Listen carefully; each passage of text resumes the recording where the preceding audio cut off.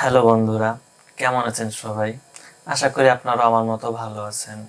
তো আজকে দেখব ফটোশপের মাধ্যমে কিভাবে মাত্র 2 মিনিটেরও কম সময়ে আউটডোরের একটা ছবি পাসপোর্ট সাইজের ছবিতে রূপান্তর করা যায়।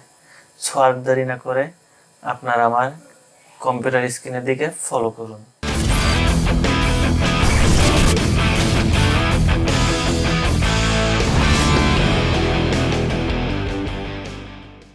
সিম্পলি আমরা ডেস্কটপ থেকে চলে যাব আমাদের সেই ফটোশপে, যেখানে আমরা ছবিটি কাজ করব। ফটোশপে চলে এসেছি। এখন আমাদের ওই ছবিটি ফটোশপে আনতে হবে।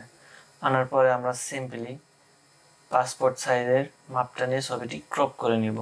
আমাদের ছবিটি ক্রপ করা হয়ে গেলে আমরা সেভ অ্যাজ দিয়ে ছবিটি আবারও ডেস্কটপে রিনেম করে সেভ করে নিব। রিনেম করে সেভ করা হয়ে গেলে আমরা চলে যাব আমাদের কম্পিউটার থেকে ক্রোম ব্রাউজারে টাইপ করব remove.bg। এই ওয়েবসাইটটিতে প্রবেশ করব। প্রবেশ করার পরে ডেস্কটপ থেকে আমাদের রিনেম করা যে ছবিটি, ওই ছবিটি সিলেক্ট করব এবং আমরা দেখতে পাবো অটোমেটিক্যালি ছবিটির ব্যাকগ্রাউন্ড রিমুভ হয়ে যাবে। তখন আমরা চলে আসব কালার অপশনে। কালার অপশন থেকে আমরা ব্লু অথবা আপনার যেটা ভালো লাগে আপনি সেই কালারটি নিতে পারেন।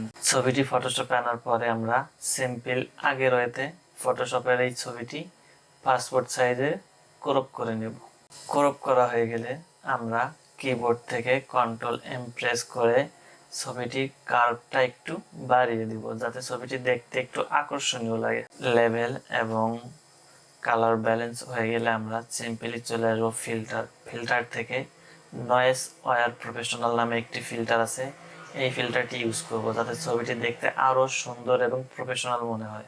কন্ট্রোল-A দিয়ে অল সিলেক্ট করে ছবিটির স্টক কালার বাড়িয়ে দিব, যাতে দেখতে আরও সুন্দর এবং প্রফেশনাল মনে হয়। কিবোর্ড থেকে Ctrl+N বাটন প্রেস করে নতুন একটি পেজ নিব এবং আমাদের এই পেজে আমাদের এডিট করা কাঙ্ক্ষিত ছবিটি অল্টার প্রেস করে নতুন পেজে নিয়ে আসবো।